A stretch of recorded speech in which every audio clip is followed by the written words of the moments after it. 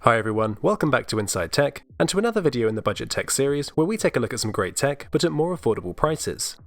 In this video, we'll be taking a look at 3 of the best-selling Bluetooth headphones on Amazon: the TaoTronics BH047, the Tribit XFree Tune, and the MPOW H5. All 3 headphones feature an over-ear design, all-day battery life, and importantly, are available for under £50. I'll be covering all of the differences between the headphones in terms of design, features, and of course sound quality to help you decide which ones are right for you. Let's take a look.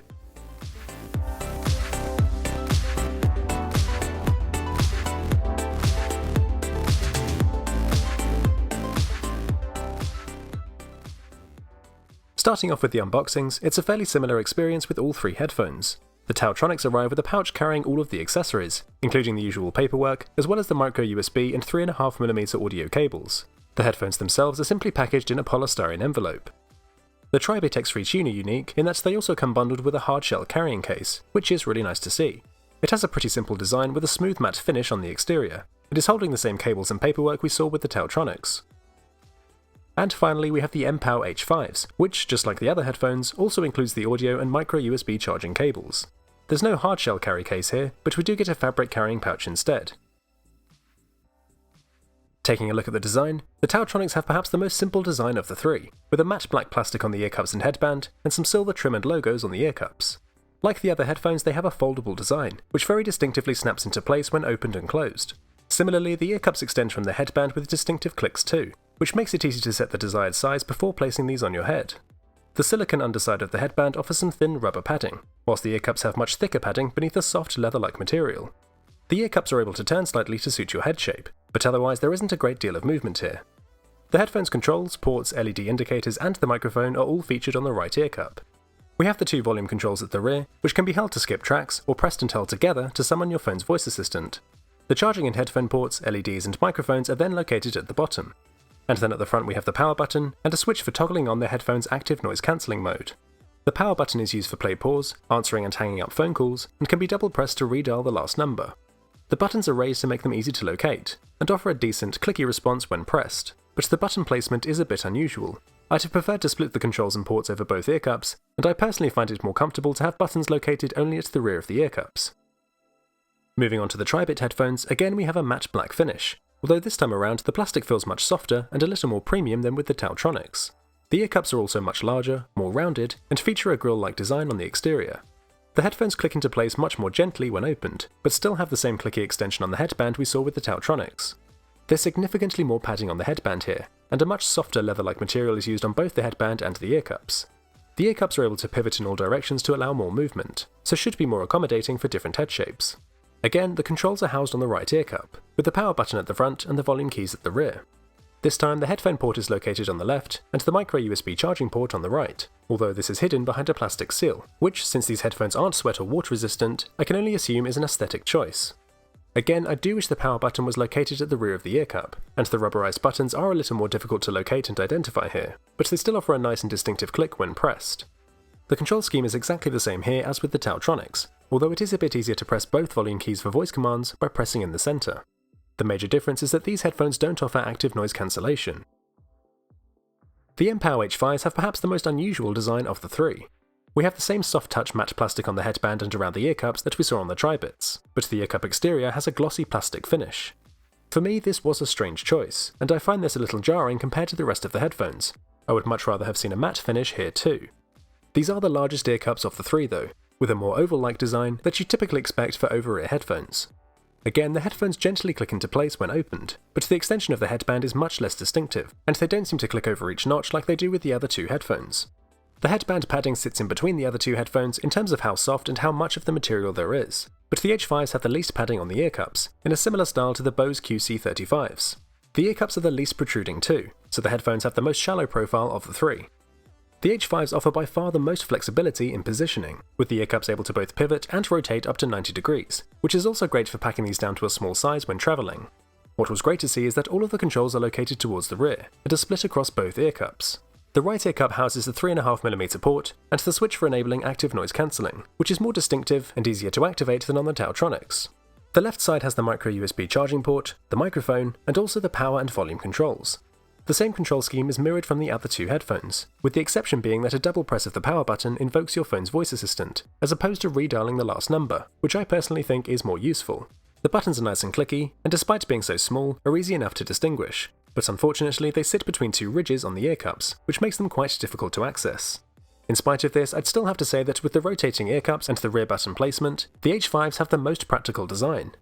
The inclusion of a hardshell carry case with the Tribit headphones was a compelling factor, but with difficult to locate controls, and a protective cover over the micro USB port that's an unnecessary obstacle to charging, these are probably the least user-friendly headphones of the three.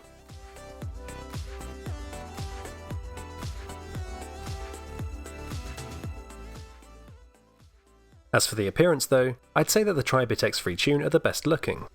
The glossy ear cups let the H5s down, and the TaoTronics design is simply a little basic and uninspiring, but of course this is purely subjective. I should also point out that all three leave a significant gap between the headband and your head. The gap is smallest with the MPOW H5s, and the relatively shallow ear cups does help here too, but comparing these three to something like the Sony M3s, you can see just how large the headband arc is.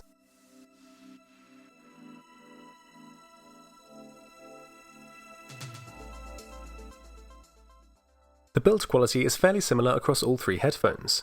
It's pretty good, but the premium quality materials and construction are missing compared with flagship headphones. What separates these three though is the choice of materials, with Tribit's matte plastic and soft leather-like material on the headband and ear cups giving these the most premium feel of the three. By contrast, the plastic used in the TaoTronics, including for its controls, did feel a little cheap. All three headphones survived my strenuous headband stress test, but I could hear some creaking with the TaoTronics.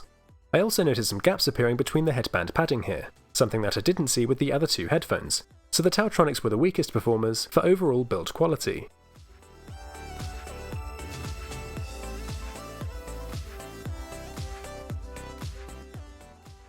When it comes to comfort, there is simply no competition at all, and the MPOW H5s are by far the most comfortable of the three. This is largely down to how much lighter the headphones are compared to the others, so the pressure at the top of the head is much less, and this makes a huge difference to comfort, especially after prolonged listening periods. The Tribit headphones are the heaviest of the three, but since the headband padding is much thicker, these are actually more comfortable than the TaoTronics, which offer barely any padding at all. My other issue with these is how small the ear cups are, to the point where these are closer to an on-ear design rather than over-ear, and I would expect only the smallest of ears to fit comfortably inside these ear cups. Consequently, the ear cups push down onto the ear cartilage, so ear fatigue sets in much sooner with these headphones compared to the others. The Tribit ear cups are much larger, although again, still on the small side for an over-ear design, but they did fully enclose my ears fairly comfortably. The H5's ear cups are by far the largest and are much more spacious and breathable, so combining this with the lightweight design, these were easily the most comfortable of the three. None of the headphones offer sweat or water resistance, so aren't ideal for use in the gym, but if you do want to use the headphones for this purpose, then the MPOW H5s would be the way to go.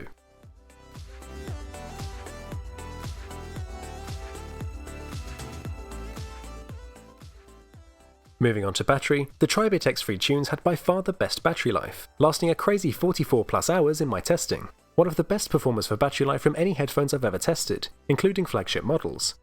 The TaoTronics headphones also surprised me, by far exceeding the claimed 24 hours, and even performing better than the MPOW H5s. These instead gave a more typical battery performance, falling just shy of the expected 30 hours. As expected for budget headphones, there are no fast charge options here, and all three charge in around 3 hours. All three headphones can be used in a wired mode using a 3.5mm audio cable, but only the Tribit and MPOW headphones will allow you to keep listening after the headphones have run out of battery. Although obviously the H5's ANC can't then be used, since this does require battery to work. With the TaoTronics, you can't keep listening with the headphones, even with a wired connection and ANC turned off. With no direct software integration, it can also be difficult to monitor the battery levels from your phone, since these are either given in large 10 or 20% increments, and I found that all three headphones ran out of battery despite displaying plenty of remaining battery life, so you're better off relying on the low battery level indicators from the headphones themselves.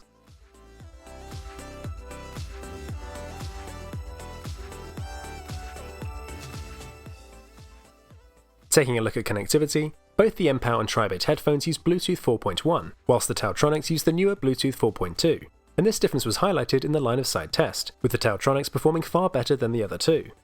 The MPOW H5s not only had the shortest Bluetooth range, but the connection was also highly dependent on the headphone's orientation, Sometimes turning my head just slightly could cause the connection to cut out, and I found that these had the poorest Bluetooth performance in real-world use.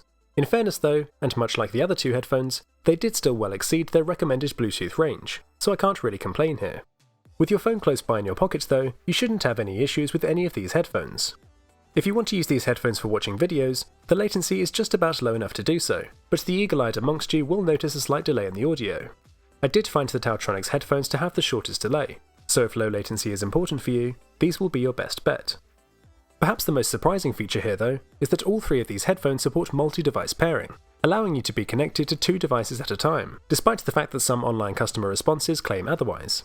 Tribit XFree Tune were particularly good here, since they consistently repaired to both devices when turning them on, whereas with the others, I tended to need to set up the second device each time. As I'm sure many of you are aware, this is a feature that even many flagship headphones don't have, so it was really great to see the feature supported here.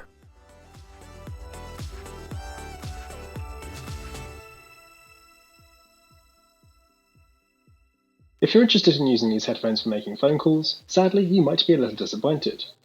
The TaoTronics were the best of the three, but all picked up a large amount of external noise, so you might find these difficult to use in loud places. The Tribit headphones fared a little worse, offering a quieter and slightly less clear voice during phone calls.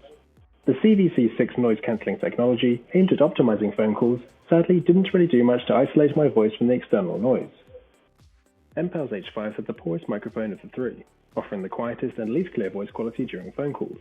There are certainly better competitors on the market in terms of mic quality, but I personally tend not to take phone calls through my headphones because of this voice isolation issue.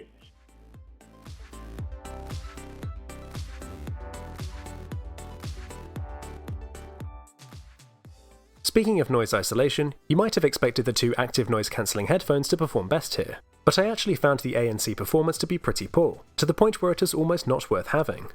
There are many aspects in which budget headphones can compete with the flagship models, but when it comes to ANC, this is really where you get what you pay for. The ANC performance is very similar for the 2 headphones, if not perhaps slightly better with the H5s. Once it's switched on, you can hear the faint hiss of the white noise they each produce, but this essentially becomes inaudible with music playing. I did notice some of the distant low-frequency sounds disappear, and the rumbling wind noise did ever so slightly quieten, but there really isn't much of a difference with ANC switched on. So for the sacrifice in battery life, I'd say it's probably not worth turning on. I did however notice a slight improvement to the audio quality with both headphones, with the ANC adding a little depth to the audio. With the MPOW H5s there was also a noticeable increase in volume, and a little extra bass too, which I'd imagine helps to give the illusion of effective ANC, and helps to disguise how poor it actually is. I'd even say that the Tribit headphones, which don't have any form of ANC, offered better noise isolation than the TaoTronics, simply through the passive noise isolation provided by the larger ear cups, which formed a tighter seal against my head. Considering the passive isolation alone with no ANC at all, the XFree Tunes were the strongest performers of the three, but the H5s just about have an edge with ANC turned on. The other aspect to consider is how much sound is leaked from the headphones themselves into the external environment. Again, there was very little to separate the three here, but I did find that the larger ear cup headphones had slightly less sound leakage due to their design. The Tribit headphones form the tightest seal though, so if you don't want people to hear what you're listening to, the XFree Tune are the way to go.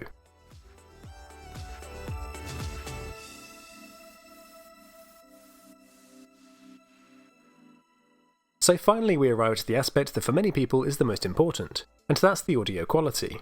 The first thing that should be said is that all three are fairly decent sounding headphones, and should please the majority of people, but the audiophiles among you will notice that the depth and detail offered in flagship headphones is missing here. The TaoTronics offered, in my opinion, the best audio quality of the three. The sound is really well balanced, and no frequencies feel overpowered. The bass is probably the weakest of the three, but the audio doesn't feel empty at all, and still offers a rich, if perhaps slightly warm, sound signature. This smooth sound was even maintained at higher volumes, making these the most pleasant to listen to of the three. The Tribit XFree Tune, on the other hand, offer a much more bass-heavy sound signature. With less balance to the audio, some of the mids can feel a little overpowered, but the thumping bass makes these much more immersive, especially with the larger ear cups. Some people might even argue that these therefore have the better audio quality, so this will be down to your own preference. If you're a bass head, then these are definitely the way to go. Personally, I prefer a more balanced sound profile, and with a more natural and accurate sound, the TaoTronics offer objectively better audio quality. The XFree Tunes are by far the loudest of the three headphones, so for those who like to listen at higher volumes, Tribit are easily your best bet. The drawback here though is that there were occasionally some harsh S sounds, which could be a little piercing, especially at those higher volumes. The MPOW H5 sadly offered the weakest performance for audio quality. There's a pretty decent amount of bass here, but it does muddy the audio, and the clarity was the poorest of the three headphones. These are also the quietest of the three, but I'd still expect max volume to be too loud for most people. As I mentioned earlier, switching on ANC does give a little lift to the bass and depth, but still not quite enough for these to compete with the other two headphones. For the price, the audio quality is still above average though, but if this is a major factor for you, you're better off with one of the other two headphones.